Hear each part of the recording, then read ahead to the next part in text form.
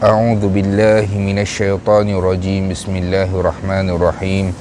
Alhamdulillahi rabbil alamin wassalatu wassalamu ala asyrafil anbiya'i wal mursalin wa ala alihi wa sahbihi ajmain. Subhanaka la ilma lana illa ma 'allamtana innaka antal alimul hakim. Wa la haula wa la quwwata illa billahil aliyyil azim. Pertamanya, radina billahi rabba, kami rada Allah Tuhan kami, wa bil islami dina, Islam cara hidup kami, wa bi Muhammadin nabiyyan wa rasula, dan kami semua rada bahawasanya Muhammad sallallahu alaihi wasallam adalah seorang nabi dan juga rasul.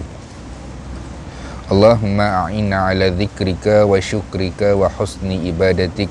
Rabbi yassir wa la tu'assir, fa inna taysir alayka yassir, Rabbi tamim bil khair. InsyaAllah malam ni kita akan sambung membaca sebuah kitab yang diberi nama Ar-Rahiqu Makhtum, karangan Syekh Safiyur Rahman Al-Mubarakfuri. Sebuah kitab yang menceritakan tentang kehidupan makhluk yang paling disayangi oleh Allah Subhanahu Wa Ta'ala. Bermaksud, kalau kita himpunkan haiwan, manusia, jin, iblis dan juga para malaikat sekalipun, kalau kita katakan semua itu dikumpulkan, bahawasanya makhluk ini iaitu Muhammad bin Abdullah sallallahu alaihi wasallam mendapat tempat yang pertama di sisi Allah Subhanahu Wa Ta'ala. Dan mengapa kita mempelajari sirah adalah untuk kita mencontohi kehidupan Nabi Muhammad sallallahu alaihi wasallam dan mencintai Nabi Muhammad sallallahu alaihi wasallam daripada hati kita sendiri. Kata Nabi Muhammad sallallahu alaihi wasallam, la yu'minu ahadukum, tidak sempurna iman seseorang itu sekiranya dia tidak meletakkan cinta yang pertama dia adalah kepada Allah Subhanahu Wa Ta'ala, dan yang kedua adalah kepada Nabi Muhammad sallallahu alaihi wasallam. Allah Subhanahu Wa Ta'ala bagi tahu dalam Al-Quran, ati Allah wa atiur Rasul, taatlah kamu kepada Allah dan taatlah kamu kepada Rasul kamu, iaitu Muhammad sallallahu alaihi wasallam. Nak cinta pada Nabi ni macam mana? Ramai orang boleh sebut cinta, sayang, kasih kepada Nabi Muhammad sallallahu alaihi wasallam, tapi kasih sayang itu hanya sekadar di bibir sahaja, yang diucapkan daripada bibir sahaja. Kita nak selawat kepada Nabi 100 kali. 100 kali itu sikit saja sebenarnya. Nak selawat 50 kali sekalipun kepada Nabi Muhammad sallallahu alaihi wasallam pun tak ada. Kita nak amalkan sunnah Nabi Muhammad sallallahu alaihi wasallam, kita minum pun masih lagi dengan tangan kiri. Jadi nak wujudkan rasa cinta yang datang daripada hati adalah dengan cara kita mengenali Nabi Muhammad sallallahu alaihi wasallam melalui sirah Nabi Muhammad sallallahu alaihi wasallam. Lagi banyak kita tahu, lagi banyak kita berpengetahuan tentang kehidupan Nabi, kenal Nabi kita, insya-Allah, maka kita tahulah mengapa Allah Subhanahu Wa Ta'ala menjadikan Rasul ini adalah manusia yang paling disayangi oleh Allah Subhanahu Wa Ta'ala. Kita masing-masing ada tempat di sisi Allah Subhanahu Wa Ta'ala. Kita tak tahu kita tempat yang keberapa, tapi kita mengharapkan yang bahawasanya Allah Subhanahu Wa Ta'ala mengasihi kita dan mencintai kita dan meletakkan kita di dalam syurga Allah Subhanahu Wa Ta'ala. Sirah terbahagi kepada dua fasa. Fasa yang pertama adalah 53 tahun kehidupan Nabi Muhammad sallallahu alaihi wasallam di Mekah. Kemudian baki 10 tahun terakhir Rasulullah sallallahu alaihi wasallam berhijrah ke Madinah. Jadi keseluruhannya dia adalah 63 tahun kehidupan Nabi Muhammad sallallahu alaihi wasallam. Itu adalah maklumat ringkas, maklumat umum berkaitan dengan Nabi Muhammad sallallahu alaihi wasallam yang suka saya ulang dan ulang lagi. InsyaAllah pada pertemuan yang dahulu kita dah lihat dah bagaimana Rasulullah sallallahu alaihi wasallam bertahan dengan para sahabat radhiyallahu anhu di kaki bukit Uhud. Kaki bukit Uhud, di mana Rasulullah sallallahu alaihi wasallam dirawat di situ oleh Fatimah, iaitu oleh anak Nabi Muhammad sallallahu alaihi wasallam. Nabi menerima rawatan di situ, dan di mana di situlah juga antara musuh Allah Subhanahu wa taala, iaitu orang musyrikin, iaitu Ubay bin Khalaf. Ubay bin Khalaf satu-satunya manusia yang dibunuh oleh Rasulullah sallallahu alaihi wasallam dengan tangan Nabi Muhammad sallallahu alaihi wasallam. Dan kita dah tengok juga pada pertemuan yang dahulu bagaimana dialog di antara Sayyidina Umar Al-Khattab radhiyallahu anhu dengan Abu Sufyan, yang mana Abu Sufyan bertanyakan tentang tiga manusia ini. Yang pertama adalah Rasulullah sallallahu alaihi wasallam, yang kedua adalah Abu Bakar, dan yang ketiga tentang Umar. Tapi kesemuanya tidak dijawab oleh orang Islam. Malah Rasulullah sallallahu alaihi wasallam tidak menjawab, sehinggalah apabila Abu Sufyan mengatakan bahawa tinggilah Hubal, tinggilah Lata dan Uzza. Maksudnya dia kata tinggilah berhala-berhala sembahan mereka. Ketika itu Rasulullah sallallahu alaihi wasallam menyuruh para sahabat untuk menjawab. Maka ketika itulah Umar radhiyallahu anhu menjawab. Malah Umar radhiyallahu anhu berkata bahawasanya, wahai Abu Sufyan, ketiga-tiga orang yang kamu tanyakan tadi, Rasulullah, Abu Bakar dan Umar, ketiga-tiganya masih hidup dan sihat lagi. Dan ketika itulah perang mulut di antara Abu Sufyan dan juga Sayyidina Umar berlangsung, dan mereka mengatakan, Abu Sufyan menyatakan bahawasanya perang ini kamu menang sekali, kami menang sekali. Padahal pada ketika itu tiada siapa pun yang menang, malah orang musyrikin juga rugi kerana banyaknya tentera mereka yang terkorban, dan orang Islam tidak ada seorang pun yang menjadi tawanan di pihak musyrikin. InsyaAllah kita nak tengok pada hari ini berkaitan dengan siri terakhir dalam perang Uhud, di mana Rasulullah sallallahu alaihi wasallam mengumpulkan para syuhada dan menguburkannya. Rasulullah sallallahu alaihi wasallam mendekati para syuhada. Nabi arah para sahabat untuk mengumpulkan jenazah-jenazah Uhud. Jenazah-jenazah syuhada Nabi arah untuk para sahabat kumpulkan. Kata Rasulullah sallallahu alaihi wasallam, aku adalah saksi mereka, sesungguhnya tidaklah seorang yang terkorban, terluka di jalan Allah, melainkan Allah akan membangkitkannya pada hari kiamat dengan lukanya yang mengalir darah, berwarna darah, tetapi baunya adalah bau kasturi.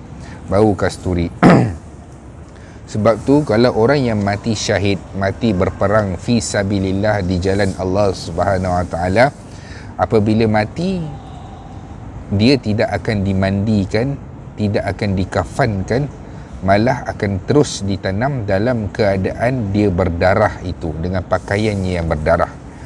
Tapi kalau dalam peperangan, Rasulullah sallallahu alaihi wasallam mengarahkan untuk membuka baju besi mereka, perisai mereka, yang hanya ditinggalkan adalah pakaian mereka dan tidak akan dimandikan dan akan terus dikuburkan. Kita tengok Rasulullah sallallahu alaihi wasallam mengarahkan para sahabat untuk mengumpulkan jenazah-jenazah Uhud yang mati syahid.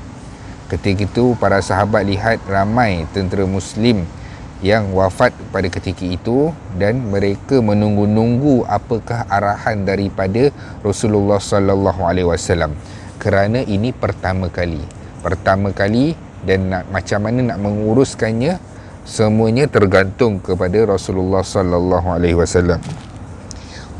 Nabi Muhammad sallallahu alaihi wasallam memerintahkan untuk dikebumikan syuhada Uhud tanpa dimandikan ataupun dikafankan, tetapi Rasulullah sallallahu alaihi wasallam meminta untuk melucutkan barang-barang berbahan besi dan kulit daripada pakaian mereka, dan diperintahkan agar 2 atau 3 orang dikubumikan dalam satu liang lahat.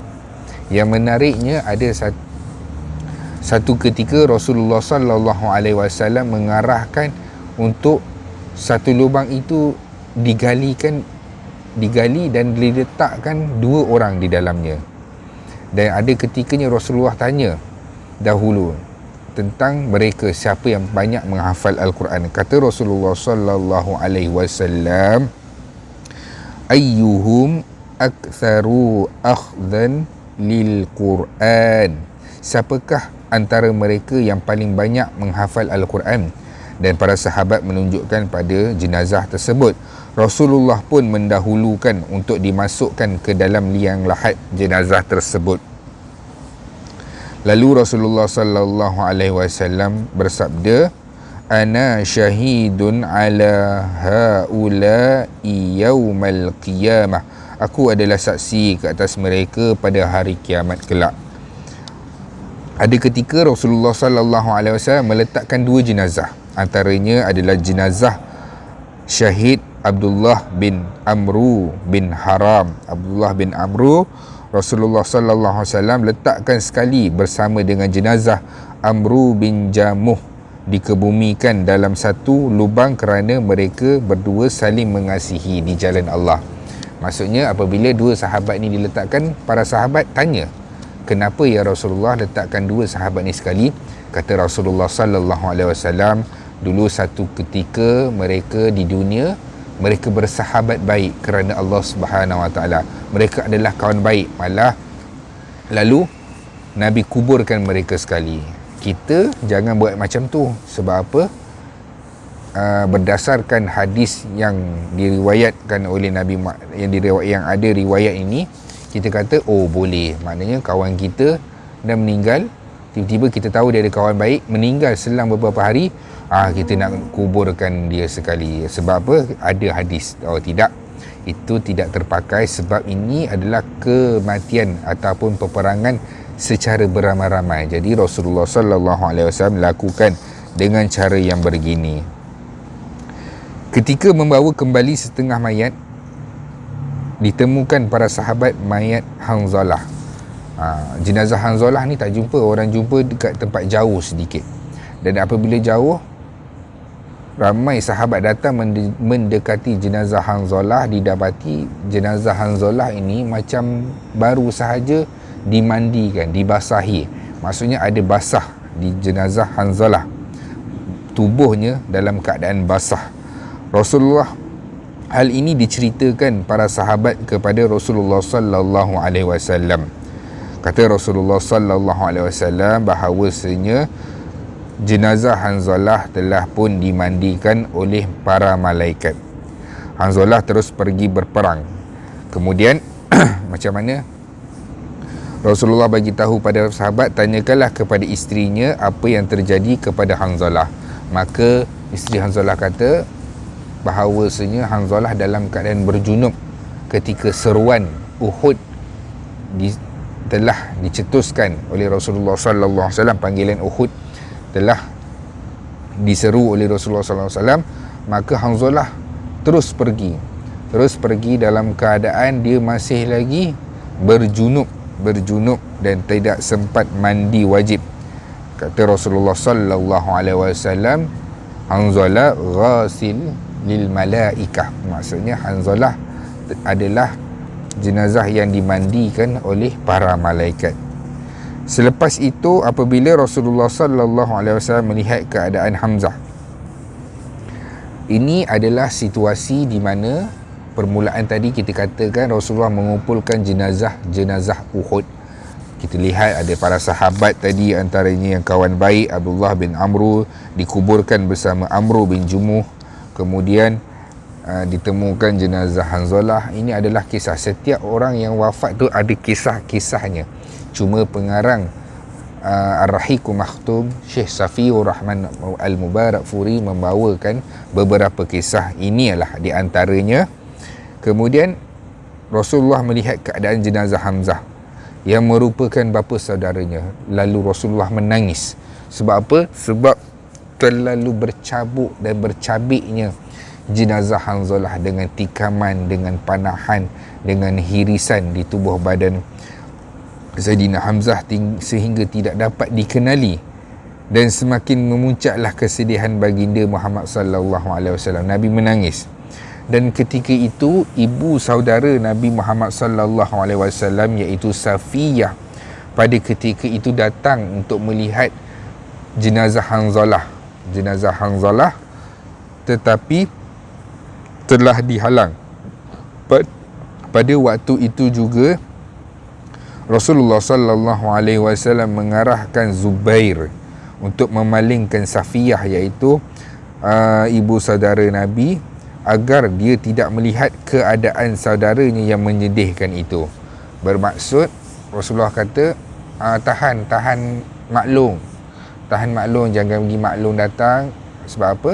Sebab takut maklum sedih, meraung kesedihan melihat jenazah Sayyidina Hamzah dalam keadaan yang tidak berupa itu. Takut jadi pingsan ketika itu. Lantas Safiyah menyangkal. Dia kata apa? Dia kata tak apa, aku nak tengok juga. Sesungguhnya aku akan menyerahkan segalanya kepada Allah Subhanahu Wa Taala dan aku bersabar dalam kejadian ini. Rasulullah sallallahu alaihi wasallam mengeluarkan perintah untuk mengebumikan Hamzah bersama dengan Abdullah bin Jahsy, kerana Abdullah bin Jahsy adalah anak saudara Hamzah sekaligus saudara susuannya.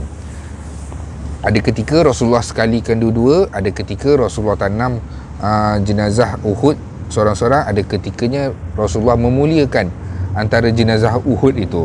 Contohnya kalau dua sahabat yang akan dikuburkan, Rasulullah akan tanya mana sahabat yang paling banyak menghafal Quran dan mengingati Al-Quran. Lalu para sahabat menunjukkan seorang itu dan Rasulullah memuliakan sahabat itu dengan memasukkan dulu sahabat yang banyak menghafal Al-Quran itu ke dalam liang lahat. Itu cara Rasulullah sallallahu alaihi wasallam memuliakan. Kemuliaan bukan sebab kekayaan, bukan sebab orang itu hebat berpangkat, tapi Rasulullah melihat dari sudut ketaatan, kebaikan serta kehebatan seseorang itu dalam ketaatan dia pada Allah Subhanahu Wa Taala. Kemudian kita akan tengok Hamzah tidak memakai satu kain kafan pun, melainkan selembar kain putih yang kecil. Dalam keadaan Rasulullah sallallahu alaihi wasallam ingin menguburkan, ini keadaan suasana jenazah para syahid yang gugur di medan Uhud. Rasulullah tanam dengan cara macam mana? Dengan cara kain pun tak cukup. Hamzah tidak memakai satu kain kafan pun, melainkan selembar kain putih yang kecil. Apabila ditutup di bahagian kaki, maka terbukalah di bahagian muka. Maksudnya kain tu tak cukup. Samalah juga dengan Mus'ab bin Umair. Mus'ab bin Umair terbunuh padahal dia lebih baik daripada aku, kata Abdurrahman bin Auf yang menceritakan. Dia dikafankan dengan selembar kain yang apabila ditutupkan ke bahagian kepala, maka dua kakinya terbuka. Siapa tak kenal Mus'ab bin Umair sebelum dia masuk Islam di Mekah dahulu? Suatu ketika dialah lelaki yang paling kaya, anak hartawan. Kalau nak cerita kayanya dia, minyak wangi yang dia pakai, kalaulah dicium, orang akan tahu, oh ini adalah bau Mus'ab bin Umair. Mus'ab bin Umair baru lalu dekat kawasan ni. Sebab apa? Sebab minyak wangi jenis itu hanya dipakai oleh Mus'ab bin Umair radhiyallahu anhu. Tapi apabila dia masuk Islam, keluarga dia, ibu dia telah memisahkan kehidupan dia daripada ibunya, maka Mus'ab bin Umair hidup dalam kesusahan. Ada pakaian yang bertampal-tampal di tubuhnya dan dia dalam keadaan seperti orang yang gasar, orang yang kasar, orang yang susah, dan pakaiannya adalah pakaian yang biasa sahaja. Betapa Rasulullah sallallahu alaihi wasallam ketika itu sedih melihat keadaan Mus'ab bin Umair, kerana apabila wafat dan syahidnya Mus'ab bin Umair, kain pun tak cukup untuk nak menutup jenazah Mus'ab bin Umair radhiyallahu anhu. Kemudian Rasulullah sallallahu alaihi wasallam mengatakan, tutupilah kepalanya dengan kain itu, lalu tutuplah kakinya dengan dedaunan. Maksudnya terpaksa gabung. Bahagian kepala dah boleh tutup, bahagian bawah ditutupkanlah dengan beberapa helai ataupun beberapa daun untuk menutup jenazah Mus'ab bin Umair radhiyallahu anhu. Kemudian Nabi Muhammad sallallahu alaihi wasallam berdoa kepada Allah dengan doa yang panjang. Nabi kata, ya Allah, inilah takdir yang di mana takdir ini tiada siapa yang dapat menghalangnya dan tiada siapa yang dapat menahannya kerana engkau berkehendakannya. Lalu ampunkanlah. Nabi berdoa panjang untuk jenazah-jenazah Uhud. Kemudian Rasulullah sallallahu alaihi wasallam pulang ke Madinah, kembali ke Madinah dengan sambutan cinta dan pengorbanan. Dalam perjalanan baginda ditemui oleh Hamnah bin Jahsy. Rasulullah menyampaikan berita kematian saudaranya Abdullah bin Jahsy. Sampai saja di muka kota Madinah, ramailah orang. Penduduk-penduduk Madinah semua menunggu-nunggu kepulangan tentera-tentera Islam yang berperang di medan Uhud. Ialah nak balik, nak tahu khabar, nak tahu apa khabar, hidup ke, mati ke, dan macam mana cerita sebenarnya, menang ke, kalah ke. Dan Rasulullah sallallahu alaihi wasallam didatangi oleh Hamnah bin Jahsy. Siapa Hamnah bin Jahsy? Adalah saudara mara kepada Abdullah bin Jahsy. Maka Hamnah mengucapkan inna lillahi wa inna ilaihi raji'un, lalu memohon ampun untuknya. Rasulullah menyampaikan juga kepadanya berita kematian bapa saudaranya, iaitu Hamzah bin Abdul Muttalib.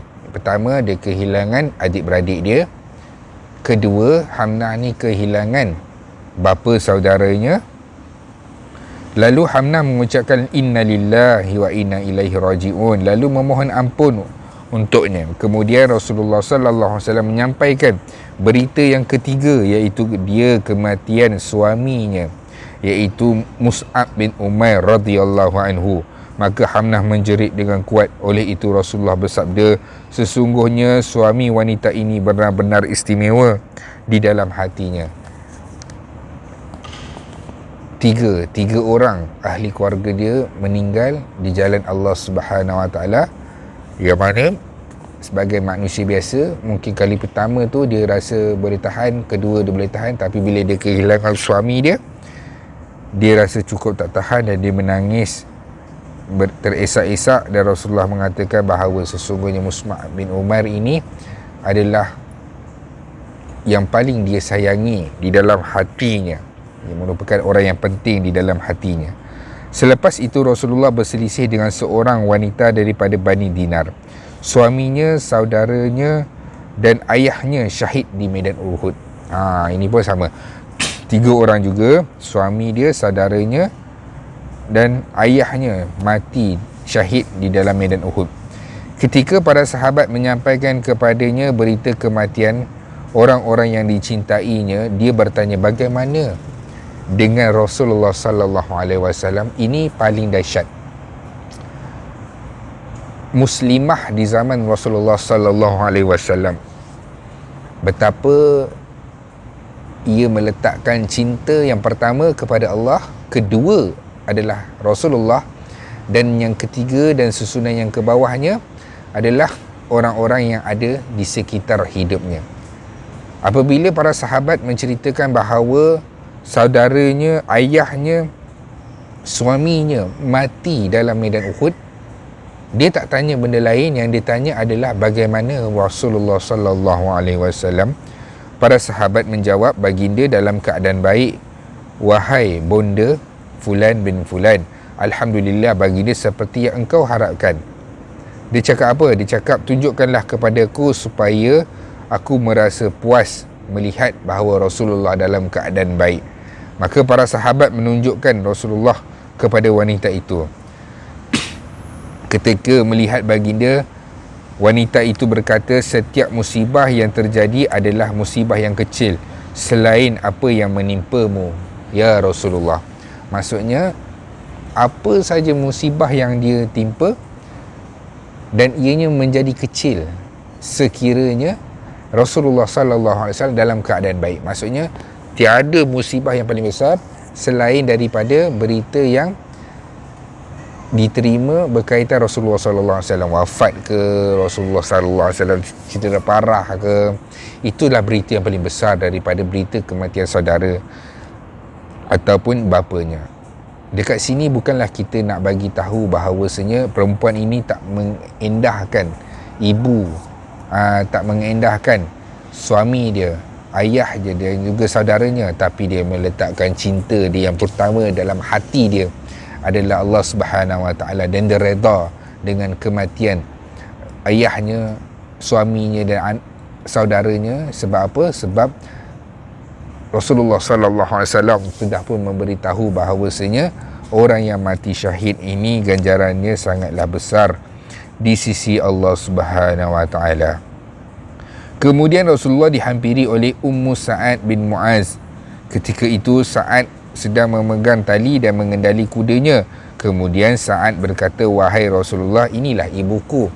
Ada satu scene, satu babak apabila dalam perjalanan balik, tiba-tiba ibu kepada Sa'ad bin Mu'az ni datang menghampiri Rasulullah, dan Sa'ad bin Mu'az ketika itu sedang memegang tali, berjalan, tali kuda berjalan.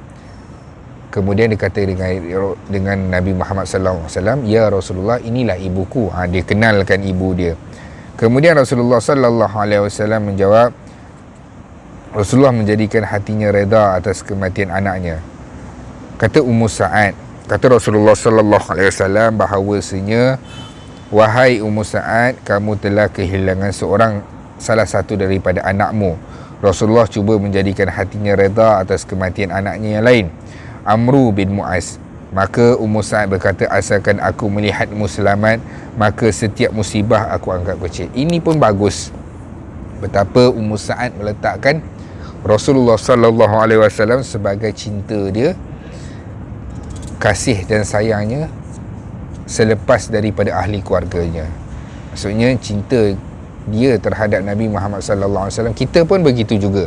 Kalaulah kita ada anak, kita ada adik, kita ada keluarga, kita kena didik bahawasanya kena letakkan Nabi ini dalam hati dia nombor satu. InsyaAllah kalaulah diletakkan Nabi dan Allah nombor satu dan Nabi sebagai nombor dua dalam hatinya, dia mendahulukan Rasulullah sallallahu alaihi wasallam, secara automatik dia akan mencintai juga kedua ibu bapanya dan mentaati kedua ibu bapanya. Bukanlah kita suruh dia melebihkan Rasulullah sallallahu alaihi wasallam dan membiarkan kita begitu saja. Tidak, tapi kita kena ajar bahawasanya Rasulullah sallallahu alaihi wasallam ini adalah nabi kita. Kalau ada anak kecil, bagi tahu bahawa contohnya adik kita ada nabi kita Muhammad, dia yang paling Allah sayang, dialah yang menyebarkan Islam kepada kita. Ajar perkara-perkara ini supaya dia kenal dengan nabi dia. Inilah yang dilakukan oleh Ummu Sulaim kepada Anas bin Malik ketika Rasulullah sallallahu alaihi wasallam. Macam mana Anas bin Malik boleh jadi pembantu Rasulullah dalam keadaan Anas bin Malik tak pernah pun berjumpa Nabi? Sebab apa? Ummu Sulaim memberi pelajaran, mengajarkan dia bahawasanya Nabi itu adalah utusan Allah. Kita ada Nabi namanya Muhammad, dia adalah utusan Allah, dia yang memberikan Islam, mengajarkan kita Islam. Ajarkan perkara ini supaya anak-anak ini menjadi cinta kepada Nabi dia, iaitu Muhammad sallallahu alaihi wasallam. Kemudian sampai di Madinah. Rasulullah sallallahu alaihi wasallam sampai dekat rumah Nabi. Nabi menyerahkan pedangnya dan menyuruh anaknya iaitu Fatimah, putrinya Fatimah, untuk membersihkan pedang tersebut daripada darah. Ali bin Abi Talib pun sama juga, menyerahkan pedang dia kepada Fatimah untuk dibasuh dan dibersihkan. Kemudian kita akan tengok korban di kedua-dua belah pihak. Korban pasukan Muslim berjumlah 70 orang daripada Ansar, di mana jumlahnya adalah 65 orang. 70 orang daripada tentera Islam daripada Ansar, di mana jumlahnya adalah 65 orang. Seorang Yahudi juga turut terbunuh. Sementara syuhada daripada kalangan Muhajirin pula berjumlah 4 orang sahaja. Manakala menurut Ibnu Ishaq, pasukan musyrikin berjumlah 22 orang. Musyrikin adalah 37 orang, bukan 22 orang. Dalam riwayat lain bagi tahu 37 orang, bukan 22 orang. Kemudian Rasulullah sallallahu alaihi wasallam tidak dapat tidur pada malam tersebut. Kerana mereka tidak Rasulullah memikirkan bahawasanya orang musyrikin tidak mendapat sedikit manfaat pun daripada perang ini. Dan Rasulullah sallallahu alaihi wasallam risau sekiranya musyrikin berpatah balik dan menyerang Madinah. Akhirnya baginda memutuskan untuk mengejar pasukan Mekah. Para pakar-pakar sejarah memberitahu bahawa Nabi Muhammad sallallahu alaihi wasallam menyeru di tengah-tengah orang ramai. Nabi kata, siapa yang pergi perang Uhud hari itu sahaja yang turut serta. Sebab apa? Sebab Nabi nak semangat itu semangat yang sama, perjuangan itu perjuangan yang sama, dan semangat kekuatan yang sama. Kata Nabi, la yakhruj ma'ana illa man syahida qatal. Jangan keluar bersama kami kecuali mereka yang ikut serta dalam perang Uhud. Maka Abdullah bin Ubay bertanya baginda, jika aku ingin ikut bersamamu ya Rasulullah? Baginda menjawab tidak. Sebab apa? Sebab awal-awal lagi Abdullah bin Ubay bin Salul dan mengkhianati Nabi. Dia tak turut serta perang, dia menghasut. Yang kita boleh tengok di mana, di tempat Rasulullah sallallahu alaihi wasallam berehat sebentar, kemudian untuk nak meneruskan peperangan, dia hasut orang untuk patah balik. Jadi patah balik tentera. Dalam keadaan itu dia minta izin nak dengan Rasulullah untuk berperang lagi. Maka Rasulullah kata, tidak, kamu tidak perlu ikut. Pada waktu itulah Jabir bin Abdullah meminta izin untuk ikut serta. Jabir bin Abdullah kata, hari itu aku tak dapat ikut serta ya Rasulullah, sebab bapa aku minta aku untuk jaga adik-adik. Tapi sekarang adik-adik aku semuanya dalam keadaan terjaga, aku nak ikut serta dalam peperangan. Kata Rasulullah sallallahu alaihi wasallam, baiklah, kamu boleh ikut serta. Rasulullah sallallahu alaihi wasallam berjalan kaki bersama dengan tentera muslim yang lain menuju satu tempat yang bernama Hamra Asad. Jauhnya lebih kurang 8 batu daripada Madinah. Kita tengok apakah yang berlaku di situ. Di situ Ma'bad bin Abu Ma'bad. Siapa dia ni? Dia ni tak Islam. Datang menemui Rasulullah lalu menyatakan dirinya memeluk Islam. Dia masuk Islam pada ketika itu. Rasulullah menyuruh untuk menyusuli Abu Sufyan, kemudian melakukan sesuatu yang dapat membuatkan Abu Sufyan gentar. Nabi menghantar Abu Ma'bad bin Ma'bad ni supaya apa? Supaya pergi berjumpa dengan Abu Sufyan, supaya memberitahu kepada dia, cuba buat Abu Sufyan ni berasa lemah dan juga gentar dan risau. Pasukan musyrikin berhenti di Rauha yang jauhnya 36 batu daripada Madinah. Tadi Rasulullah berhenti dalam kira-kira 8 batu, yang ini jauh sedikit lah, 36 batu daripada Madinah. Safwan bin Umayyah berkata, wahai kaumku, jangan kamu lakukan itu. Sesungguhnya aku khawatir apabila orang yang tidak mengikuti perang Uhud juga berkumpul untuk menghadapi kamu. Dalam situasi Abu Sufyan nak cuba juga nak menentang, Safwan bin Umayyah kata, jangan, kita dah tak payah nak cari pasal, kita tak payah sengaja-ngaja nak pergi serang Madinah. Sebab apa? Kita takut orang yang tak masuk perang pun akan turut serta. Jadi jumlah mereka akan ramai. Jadi daripada kita tak dapat apa-apa dan kita akan malu teruk ataupun kita akan kalah teruk. Jadi Safwan bin Umayyah ni memberikan nasihat sebegitu. Namun pasukan Mekah akhirnya bersepakat untuk menempuh juga perjalanan ke Madinah. Dia ditemui oleh Ma'bad bin Ma'bad tadi yang diminta oleh Rasulullah untuk mewujudkan rasa takut dalam hati Abu Sufyan dan tentera-tentera musyrikin. Apa yang dia kata? Abu Sufyan belum mengetahui keislaman Ma'bad. Dia lantas bertanya, berita apa yang kamu ingin khabarkan wahai Ma'bad? Dia tak tahu bahawa Ma'bad ini dah masuk Islam. Dia tanya, ada apa berita? sedikit tersentak Abu Sufyan berkata. Sebab apa? Dia kata Abu Ma'bad ni kata apa? Dia kata tentera Islam dalam keadaan ramai dan memang dah bersedia nak menuju dan mengejar kamu. Jadi Abu Sufyan tersentak, dia risau. Datuk Ma'bad menjawab, sebaiknya kamu pulang sebelum melihat ubun-ubun kuda kamu menjadi pasukan kamu yang pertama kelihatan daripada balik-balik bukit ini. Maksudnya dia kata, balik kamu balik sebelum pasukan muslimin akan kelihatan di balik bukit-bukit ini. Ma'bad pun berkata, jangan lakukan itu, aku benar-benar menasihati kamu. Abu Sufyan nak bersemangat lagi, dia kata, jangan, aku betul-betul nasihatkan kamu ini. Semangat pasukan Mekah makin luntur.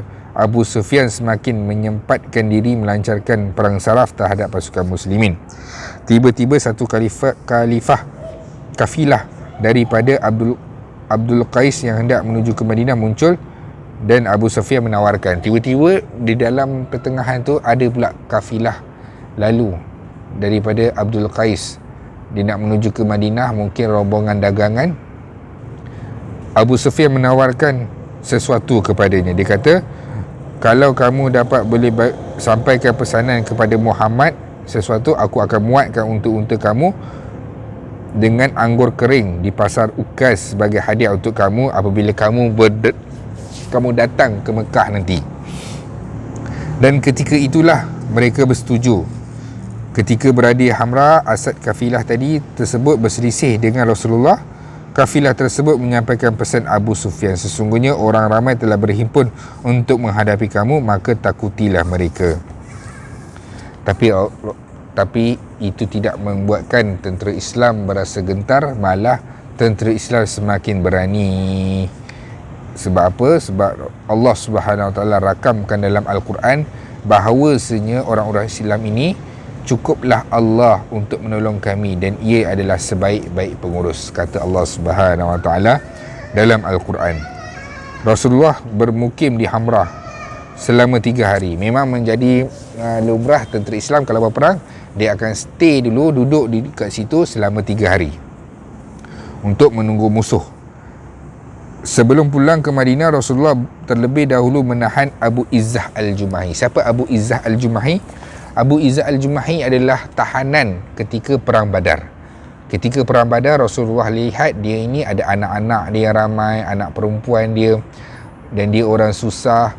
Rasulullah lepaskan dia dengan jaminan, jangan lepas ni kamu masuk campur dalam urusan peperangan ataupun membantu orang-orang musyrikin Mekah dalam menyerang orang Islam. Tapi dia ingkar, dia ada dalam Perang Uhud, malah dialah yang menaikkan semangat tentera-tentera musyrikin untuk menyerang dalam peperangan Uhud ini. Dan dia merayu kepada Nabi untuk dilepaskan, dan kali ini Rasulullah sallallahu alaihi wasallam tidak melepaskannya. Rasulullah menyuruh Zubair dan Hashim bin Thabit untuk memenggal leher Abu Izzah. Maka matilah Abu Izzah. Boleh ya, kita boleh dalam tahanan, kita dah tahanan perang, kita boleh hukum dia sama ada kita nak memberikan dia tawanan ataupun tebusan, ataupun kita nak membunuh pun, bunuh tawanan itu pun boleh, tak ada masalah. Rasulullah juga memutuskan untuk menghukum mati salah seorang lagi pengintip Mekah. Dia adalah Muawiyah bin Mughirah. Muawiyah bin Mughirah ni dia masuk dalam Madinah, dah kena tangkap dah pun, tapi dia minta perlindungan daripada Uthman. Dia minta perlindungan daripada Uthman, dan Rasulullah sallallahu alaihi wasallam mengisyaratkan kalaulah dalam 3 hari dia tak keluar lagi daripada Madinah, maka dia ni kena dihukum bunuh. Dia tak keluar pun 3 hari, malah dia duduk lama, semata-mata untuk melakukan intipan apa yang berlaku di Madinah, persiapan tentera Islam dan sebagainya, untuk dia bagi tahu kepada orang Quraisy. Maka Rasulullah sallallahu alaihi wasallam menyuruh Zaid bin Harithah dan Ammar bin Yasir untuk memburu dan membunuhnya. Dua orang telah dibunuh oleh Rasulullah sallallahu alaihi wasallam yang ada kaitan dengan perang Uhud ini. Quraisy tidak lebih daripada sekadar mendapatkan sebuah kesempatan kerugian besar kepada pasukan muslimin. Tetapi musyrikin juga mengalami kerugian yang besar yang dialami olehnya. Oleh itu, tentera Islam tidaklah kalah dalam perang Uhud. Masing-masing mempunyai keunggulan dan kerugian yang tersendiri. Di sini kita dapat simpulkan bahawasanya kedua-dua pihak mengalami sakit yang sama dan pulang tanpa satu pihak pun yang menang. Dan Allah Subhanahu Wa Taala rakam peperangan Uhud ini dalam surah Al-Imran ayat 121 dan ayat 179. Dan hikmah dalam perang Uhud ini bahawasanya taatlah dengan perintah Rasul. Apa yang berlaku di atas Bukit Pemanah, mereka tidak taat, maka tentera musyrikin dapat menewaskan mereka dengan mudah. Ada sebab Rasulullah sallallahu alaihi wasallam mengarahkan arahan sebegitu supaya tetaplah kekal walaupun kalah dan menang sekalipun. Dan kemudian dekat sini kita dapat lihat bagaimana pengakhiran sesuatu kemenangan dalam beberapa saat membawa jiwa terasa remuk serta kewibawaannya runtuh. Maksudnya moral tentera pasukan apabila mendengar berita kematian Nabi, padahal baru saja mendengar berita, moral orang Islam terjatuh. Sedangkan sepatutnya kita letakkan bahawasanya kalau Rasul itu mati sekalipun, kita berjuang kerana Islam, kerana Allah Subhanahu Wa Taala. Jadi sekadar itu dulu. Selesai perang Uhud, insya-Allah akan datang kita akan masuk ekspedisi misi kententeraan antara Uhud dan Ahzab. Jadi sekadar itu dulu. Yang baik datang dari Allah, yang lemah adalah kelemahan saya sendiri.